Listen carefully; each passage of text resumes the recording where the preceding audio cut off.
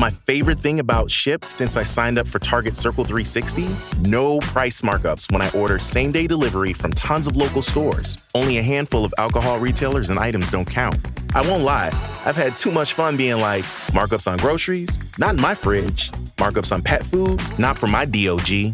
Markups on tools, electronics, home goods, meds? Not in my house. Anyway, it's awesome. Order now at shipt.com/360. Terms apply. Last week, we talked about where scams begin.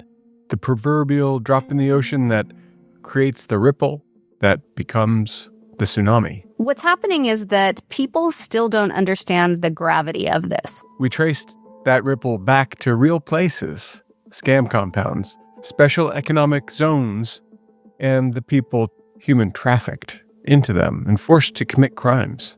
What if corporate America stood up and did what was responsible instead of what was criminal-based profiting?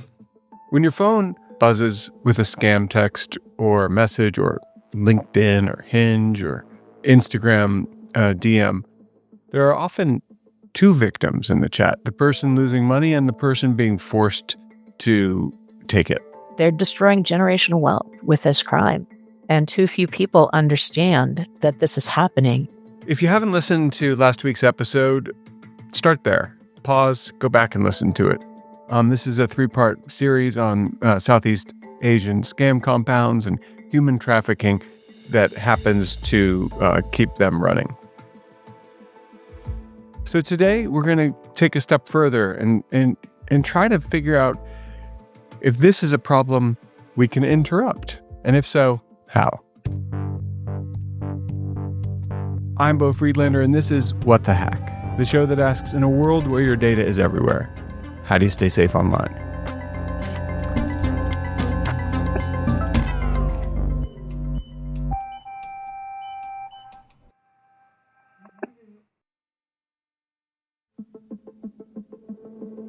Earlier this year, Thai authorities launched a crackdown on cross-border scam syndicates operating in Myanmar. It cut off power and internet to the border regions. But has the crackdown truly dismantled these operations? The man behind a massive scam network in Southeast Asia could be facing decades in prison after US officials seized billions of dollars in Bitcoin linked to the operation.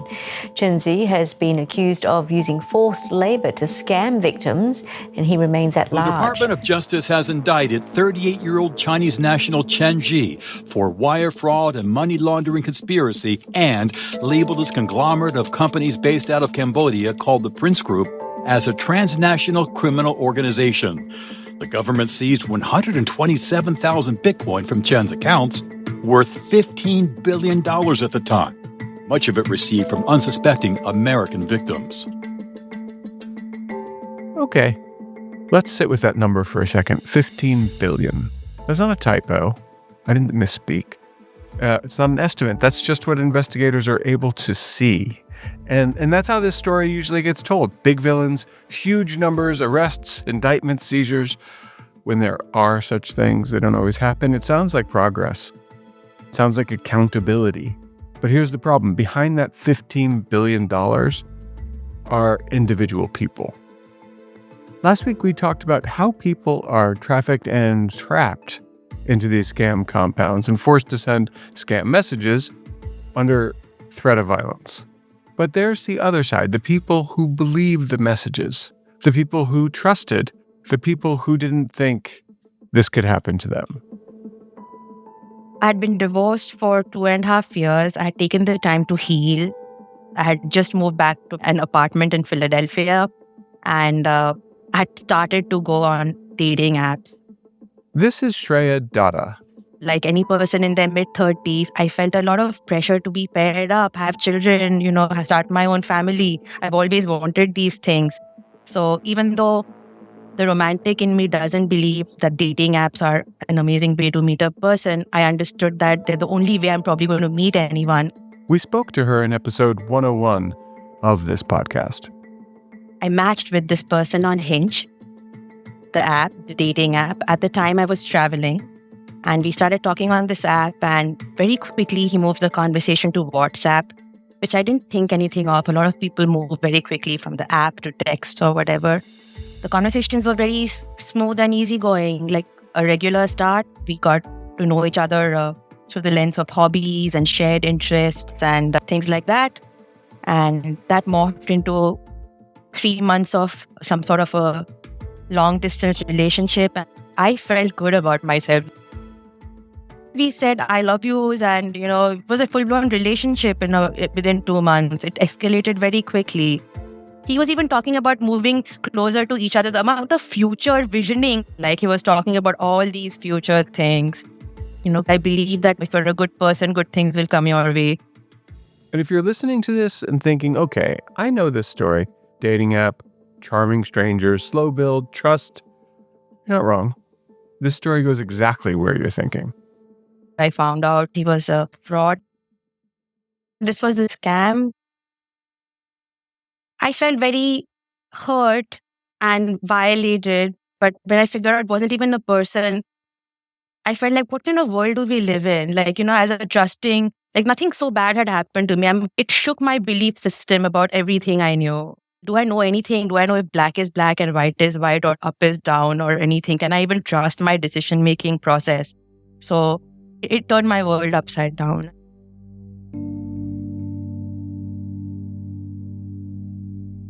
By the time she realized the person wasn't real, nearly $500,000 were gone.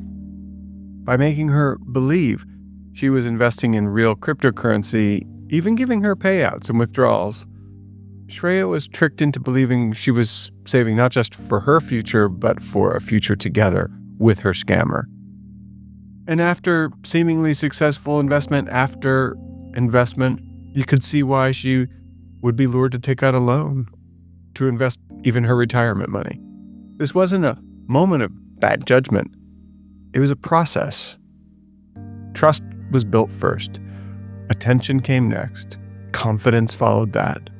Money moved day after day, month after month, deliberately grown, encouraged to grow, until they cut and ran. That's why crypto investment scams are also known by a harsher name. And I even hesitate to say it, but the other name is pig butchering. It's a term that I will not repeat, but it is what I will call a financial grooming scam, akin to a romance scam. This is Kathy Stokes. She's the Senior Director of Fraud Prevention Programs at the AARP. In this particular case, it began in Cambodia, and now it's spreading across to other countries. And the losses are profound. They're destroying generational wealth with this crime. And too few people understand that this is happening. But it also involves human trafficking. The people that are making the phone calls, sending the text, going online with fake social media profiles are enslaved. The numbers that we have, and if you look, that sort of the best representative sample, I guess it's not even a sample though, is the Federal Trade Commission's Consumer Sentinel data book every year. But it's only representing people who've actually reported fraud. And so many people do not, because of the shame, because of not knowing where to go, because of trying and failing, all of these reasons. But it does give you a sense of what's happening out there. And in that data, you can see that it's a younger person's problem as much as an older person's problem. However, it's the big losses that are happening at the older person's level that we are so concerned about. If you think about all types of fraud in the United States. That's friend of the pod, Gary Warner, a cybercrime researcher who spent years following threads of these scams from a single text message all the way back to the compounds where they begin. We've really only got two ways to measure that with government numbers. One is that the FBI's Internet Crime and Complaint Center receives, if you call the FBI or if you call many police stations and say, I've been a victim of a cyber scam, they will often refer you and say, make a complaint at ic3.gov, the Internet Crime and Complaint Center.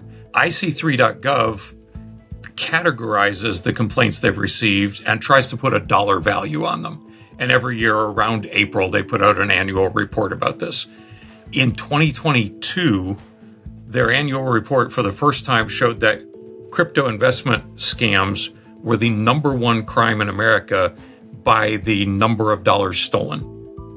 It was like $1.4 billion in 2022, went up to $3.3 billion the next year, went up to $6.4 billion the next year. So $6.4 billion is what was reported to the FBI as loss. And we know that these losses are being generated in these compounds. Overwhelmingly, yes. The Federal Trade Commission, they have an annual report that comes out that's called the Consumer Sentinel Data Book. And although there are hundreds of thousands, millions of complaints that come in, crypto investment scams were 4.5% of the volume of complaints that came in. The median loss per incident for these crypto investment scams is 2 orders of magnitude higher than the median loss for all types of fraud. We encounter individuals who have lost more than $1 million in these scams, sometimes $3 and $4 million.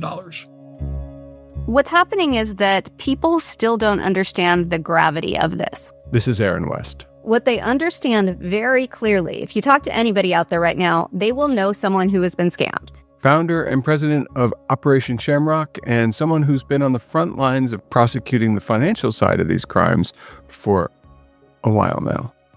They will tell you about how their aunt was scammed, their Grammy, their sister, their cousin. They understand that people are getting scammed. They do not understand that this is being run by Chinese organized criminals in an incredibly sophisticated, industrialized way with a much bigger goal than stealing Aunt Terry's $20,000. They're out there with a very organized plan to steal a generation's worth of wealth.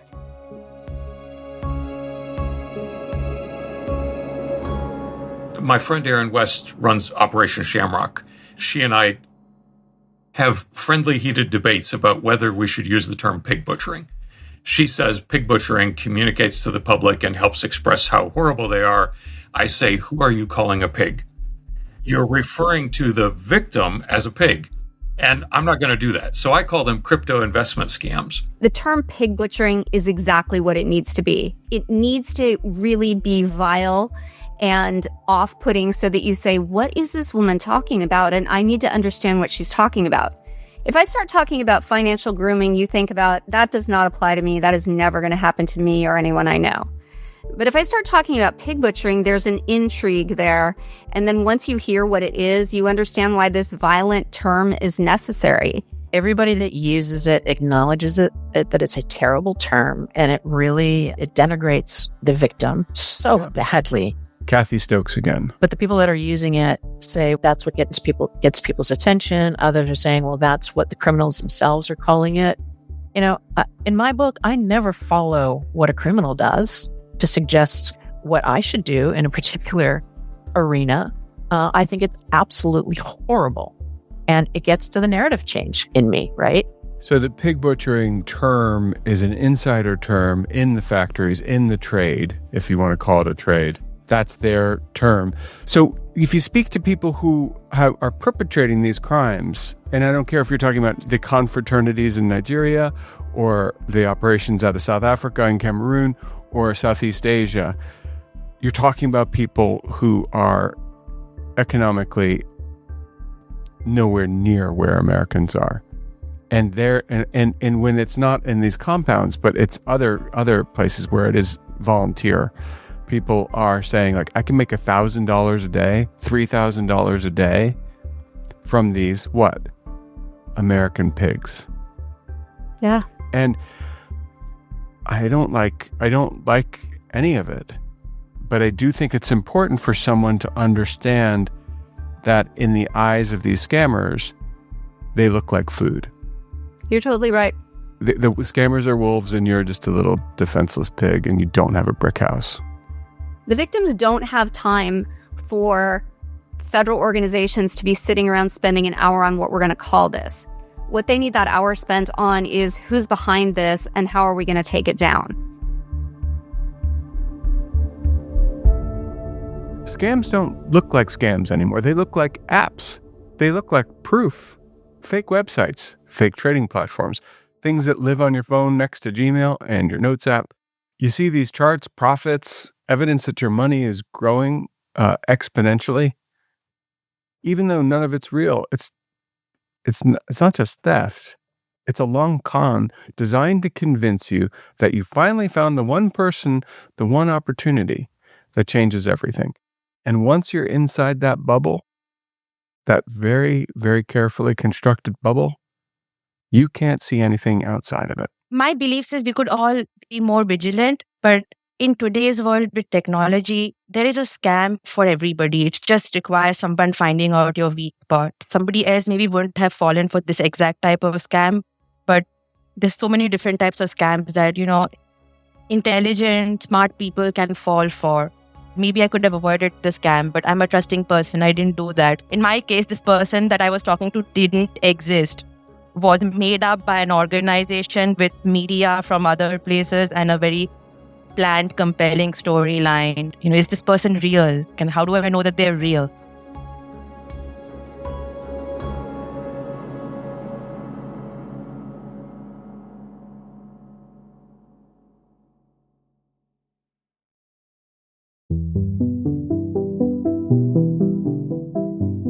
Jacob Sims has seen how these scams begin and where they end inside regions where entire local economies now depend on keeping people trapped, scamming other victims. He's walked the streets and been inside the compounds, and he's tracked how people are recruited, moved, sold, and trafficked. So, Jake, what happens when, I don't love when AI replaces people in tasks, but this is a situation in which it would be a change for the better if AI were to replace these trafficked humans who are doing all this work. What happens when that happens? Does the world lose interest in stopping this rogue nation state, this criminal nation state? I don't really see why it would. This is still the top form of financial crime impacting Americans, impacting Brits, impacting Aussies. So it's still a major form of financial crime. Also, I think it's worth noting, because that has been a theory of where this is going for years, and there's no evidence that it's gone that way. The people inside the compounds are definitely using AI, but they're using AI to optimize their laborers. They're not using it to reduce the number of laborers. As AI has advanced, the number of people who are working has also advanced. I'm not saying it's impossible that in 5 or 10 years the whole thing exists on a flash drive instead of in scam compounds. It certainly could go that way, but that trend has not emerged yet. That AI, the real way that AI has been used to accelerate this trend, is the ability of large language models to transform the way that translation is being done. It's made speaking in native English over text message almost automatic for most languages around the world. With an LLM, you can say to the scammer in this compound who doesn't even really speak English, can give a prompt that says, match as far as you can the way the person I'm talking to is talking. Yeah. And so that's being used. That's definitely happening. But the automation of this, there are reports that the very first, the lead generation, the outreach, some of that has started to be automated. But the level of sophistication and nuance and manipulation that's happening for someone to be willing to hand over everything that they own to someone they've never met, we're still a little ways away from a computer being able to do that.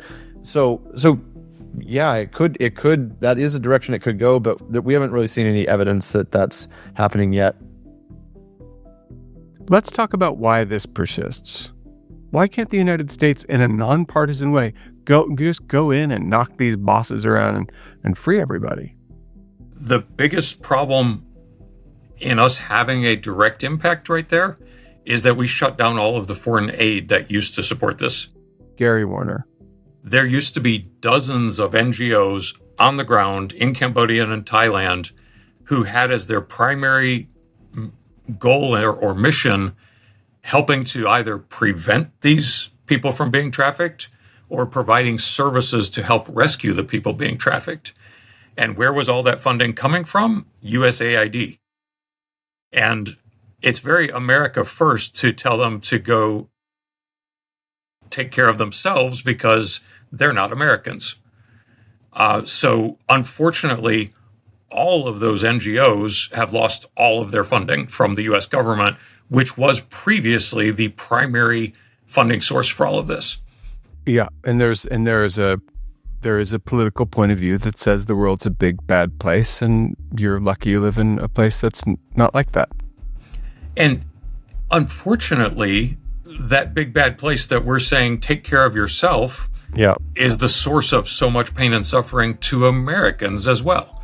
Well, and that's where I'm wondering where the buck stops, because if you have a large group of financially independent people who are aging out of the workplace but have plenty of money to support themselves until end of their days, and they're getting scammed, and now they don't have any money, and they are essentially a ward of the state. Isn't that an issue? Isn't that a political issue here? Right. And the numbers I mentioned earlier about $6 billion being stolen, that's what was reported to the FBI. Right. The true number, I like the number $28 billion as the Why is that? Potential volume. Why is that? It comes from a couple places. One is the Financial Crimes Enforcement Network has lots of ways of modeling what's happening to people's money by looking at suspicious activity reports and cash transfer reports. And they estimated that elder fraud, which is not all this type of scam, is about $28 billion. There's one report by Jacob Sims that showed how prevalent these compounds are. But back in April-May timeframe, he put out a paper called Policies and Patterns, State-Abetted Transnational Crime in Cambodia as a Global Security Threat. That's what we've been talking about. And this thing is a 60-page expose where, as part of it, he says, these are the 10 individuals that we need to remove. And Chenzo was one of those. But there's 168 references in the bibliography here. This is like what our policy ought to be based on, this kind of work. You have these multi-billionaires who are profiting off of all of this enslavement. You have corrupt senators, corrupt ministers in the Cambodian government who are willing participants in these scam compounds, and we know who they are. But Cambodia, for generations now, is ruled by it's a single-party system. It's kind of like what's going on in Iran right now. You can't just remove the Ayatollah and go, now we're free. It's any political opposition has been forcibly removed from having any voice in Cambodia. And so it's the question of, we know the current government is horribly corrupt, but there's no one to replace them because they've done such a thorough job of destroying all opposition through banishment, through imprisonment, through execution. If you speak about these scam compounds, you can be accused of treason against the king and put in prison for life. There is another component that we could be doing something about, and it's our technology companies. How are these victims being contacted? Dating platforms, Facebook, Meta. How are all of the funds flowing? Through crypto companies. It's primarily stablecoins. It's entirely stablecoins, USDT primarily. And what we're seeing is our corporate greed that is empowering large crypto exchanges who agree to not play by the rules. And the way Jacob Sims expressed that today, let me just quote him. He said he called out Meta and Telegram and Tether and Binance, and he said they are operating criminally dependent ecosystems with statutory impunity. They're operating criminally dependent business models, for sure. I wouldn't say like they're not creating the ecosystems themselves, but each of those companies, a material portion of their revenue comes from criminal activity. Jacob Sims again. And so you could say that is a criminally dependent business model. In your experience, what are Meta, Telegram, and Binance and other companies like Binance doing to stop this? Because it doesn't seem like they're doing much. Yeah, so I mean, I think to answer that, I need to go into each company in particular, but I think Meta is a great exemplar of this trend. In what they have done, according to their own internal documents, is that they've set up guardrails that prevent them, one, from actually meaningfully addressing this. And they focused most of their efforts on creating regulatory misdirection in countries around the world that would prevent the exact sorts of regulations that could actually hem them in. Things like, I'd say maybe first and foremost, like you should verify all of the advertisers on your platform because your own data shows that most of the scam ads come from unverified advertisers. Done. But Meta, like if you just go back and like look Meta Thomson Reuters of the last few months, and you'll see dozens and dozens of pages of internal documents have come out that talk about Meta's strategy to prevent countries from around the world from holding their feet to the fire in that exact regard. And that's Meta. And I'd say they're one of the most egregious sort of abusers of the regulatory loopholes that they have, at least in terms of what's out there in the public domain. But more broadly, Binance is playing fast and loose with the fact that they are not, fully jurisdictioned in the U.S. And there are active cases right now where judges have asked Binance to freeze and seize assets where they actually have judgments resulting from pig butchering crimes. And Binance has frozen them, but they're not returning the money. And why? Like, how are they able to get away with this stuff? I mean, ultimately, I don't have the exact answer. We probably don't have time to like speculate on exactly how they're getting through with this. But ultimately, their business incentives, like the bottom line incentives for a number of these companies, like Meta on the social media side, like Binance on the exchange side, is dependent upon criminals. And so if they start making it more difficult or riskier for criminals to engage on their platform, it's going to be really bad for business. And they recognize this, and they're clearly doing what they can to prevent this from happening.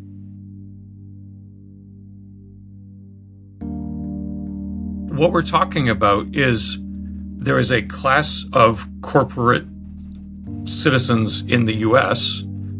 who have invested so heavily in politicians. Today on Capitol Hill, the Senate Banking Committee was considering a 277-page long bill to make it illegal for the Federal Reserve to issue a stablecoin because that would compete with corporate interests, including some that belong to very powerful families.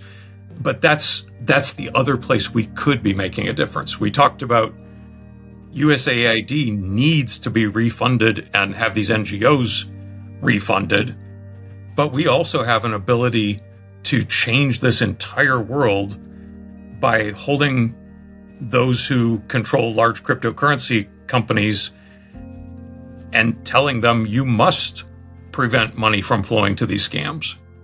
And to tell the large corporations, we know the story in Reuters last month about Facebook making $16 billion knowingly selling ads to scammers. That's our other play here is, what if corporate America stood up and did what was responsible instead of what was criminal-based profiting?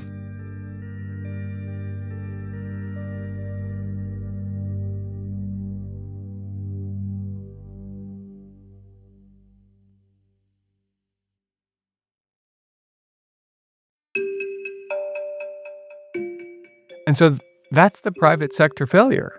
If companies won't meaningfully intervene on their own, then the question shifts to the governments. And, what tools actually work when we're dealing with a country whose economy is built on a crime? There are no tools for that. So how do you fight back? You cannot sanction a country that is making most of its money from crime because they got plenty of money. So how do you stop this short of war? Yeah, well, hopefully we can try to stop this with every tool at our disposal without breaking international law. We'll sort of say that up front. But I wouldn't discount sanctions, and I wouldn't discount other mechanisms that exist to try to hem in the financial abuses of the ruling elite in these countries. Sanctions may not, you're right, sanctions aren't going to win this. Unilateral sanctions sure aren't going to win this fight. But if you start to see 2, 5, 10, 50, 100, 150 countries that are all experiencing identically aligned interest threats because of this, start to move to sanction and indict the elite who are upholding this industry, you can meaningfully deter a country from doing this. So like I think coalitional sanctions and coalitional law enforcement actions are a meaningful part of this. And it can go beyond sanctions. You've seen what Thailand has done, what Korea has done, what the US has done, and actually indicting the individuals who are at the top of this and starting to seize enormous physical assets. And if you see Indonesia, Singapore, Australia do this, those are the countries, London, I mean, the UK is starting to do it as well. These are the countries where these are major countries that are being scammed by Cambodia's scam-invested oligarchs. They are also the countries where those oligarchs are storing their ill-gotten gains. And so that is a vulnerability in this house of cards. We have opportunities politically, but somebody has to have the voice to demand it. So at Intelligence for Good, we're trying to figure out what can we do. And given my technical chops, we said, well, what could we do with technology to help? Similar to what you're doing with DeleteMe. Mine is, I can disrupt. And so those 65,000 websites that we've identified, we're tearing them down. We're sending takedown notices. We're trying to get them removed. When we find those websites, I have an army of student volunteers who are creating accounts on those websites to learn what is the deposit address that they're asking their members of that criminal website to send them funds to. And we're labeling those and pushing them out to places like Chainalysis and places like Coinbase, so that if someone tries to send crypto to one of these addresses, they should be getting a warning that says, this address is known to be part of a scam. If you're sending money here, you're likely being a scam victim. And that's the kind of disruption that, given my background as an anti-phisher and as a email-based crimes guy, I know how to take down websites. And so that's what we've been focusing on is, how do I disrupt by removing the website? And how do I disrupt by getting those crypto addresses labeled and blocked? It's not a magic bullet, but it's what I can do to contribute. And I think that's the thing is, what can you do to contribute? If you have those technical skills, reach out to me and I can show you what we're doing. If you're politically connected, talk to your politicians. Make sure they understand how the cutting of USAID impacted this. Creating task forces that don't do anything is not the answer. We need to force regulation into the crypto industry. We need to force regulation into the social media industry.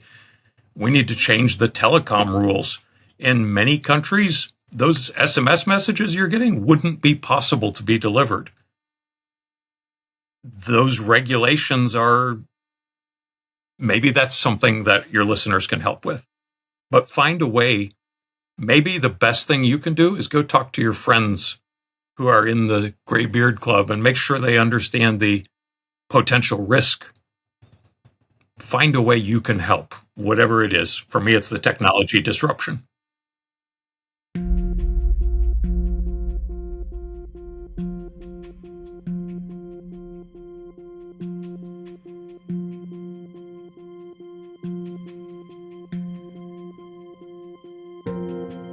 Aaron, you're a former prosecutor, and I'm trying to understand how you might be approaching this.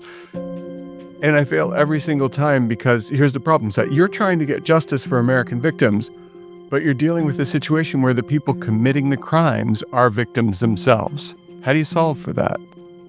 Well, I think you solve by taking a small bite of the elephant every single day.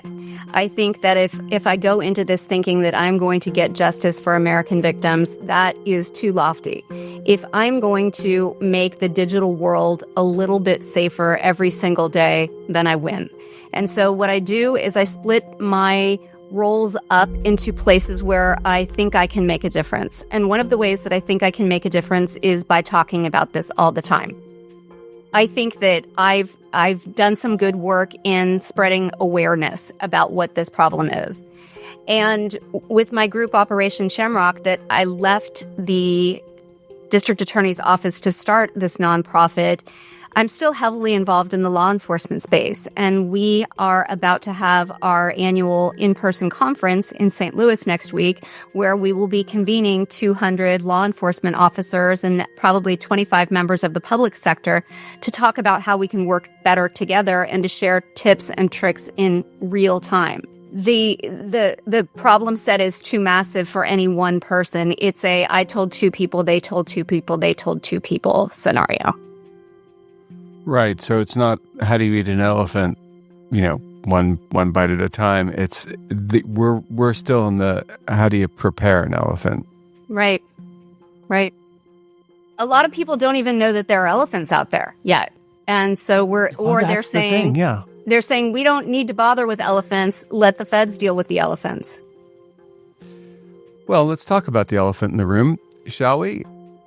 In these lawless zones, this level of scam that to me is unimaginable. People are being, the only word I can think of is the term that's used, which is they're being trafficked. It's human trafficking.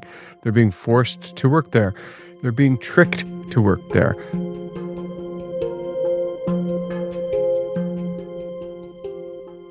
This story starts with a text message, a haptic twitch that gets your dopamine flowing. If that's your thing, you give chase. But even if it's not your thing, the exploit is designed to make it your thing. And if you follow those little hits of dopamine far enough, it leads to bad places. Your finances are wrecked, but that communication goes to another wrecked place, scam compounds.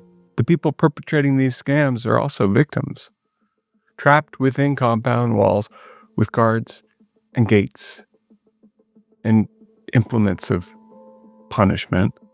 You can see these compounds from space. They're huge.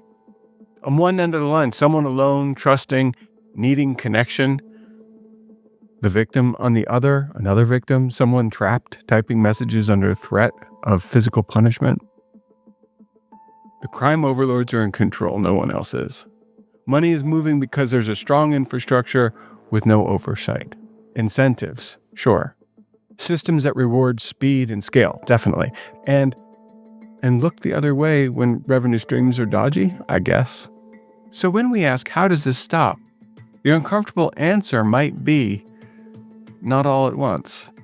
It stops the way it started, with attention, with friction, with people noticing the pattern before they're fully inside it. Because the scariest part of this story isn't how sophisticated the scams are. And they've become mind-numbingly sophisticated. It's how normal they've become.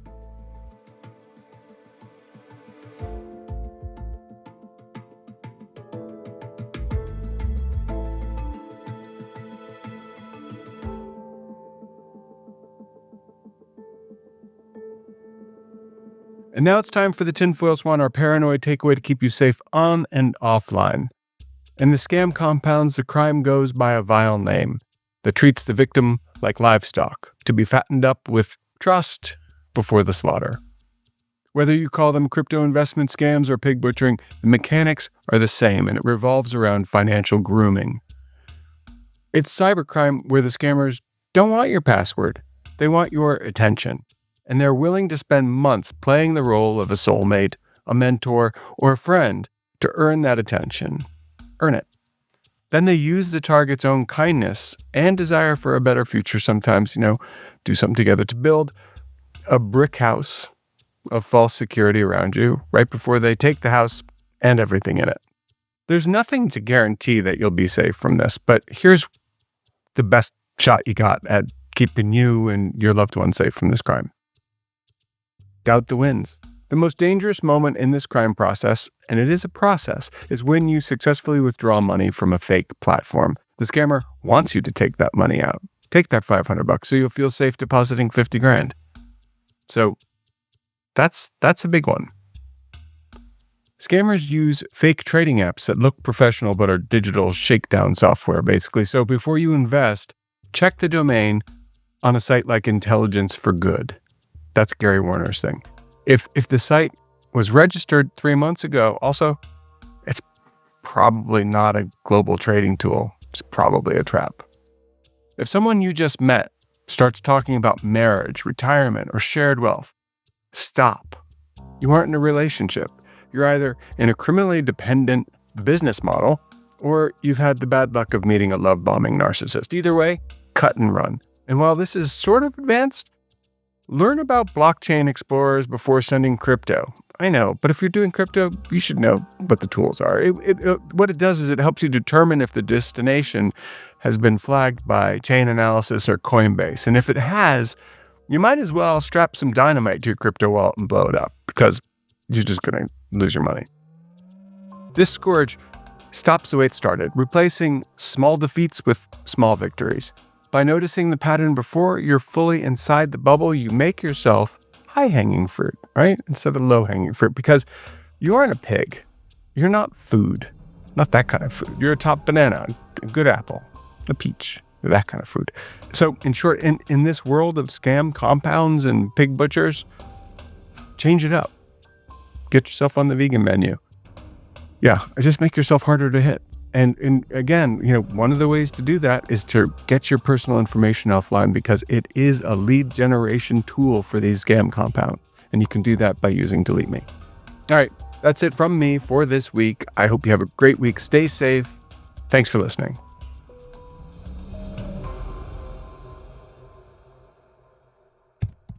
What the Hack is produced by Beau Friedlander, that's me, and Andrew Steven, who also edits the show. What the Hack is brought to you by DeleteMe. DeleteMe makes it quick and easy and safe to remove your personal data online, and was recently named the #1 pick by a New York Times Wirecutter for personal information removal. You can learn more about DeleteMe if you go to joindeleteme.com/WTH. That's joindeleteme.com/WTH. And if you sign up there on that landing page, you will get a 20% discount. I kid you not, a 20% discount. So yes, color me phishing, but it's worth it. Hello, this is Jack Wilson, the host of the History of Literature podcast. For the past 10 years, I've been talking to novelists, biographers, and scholars about the greatest books in the history of the world and the men and women who wrote them.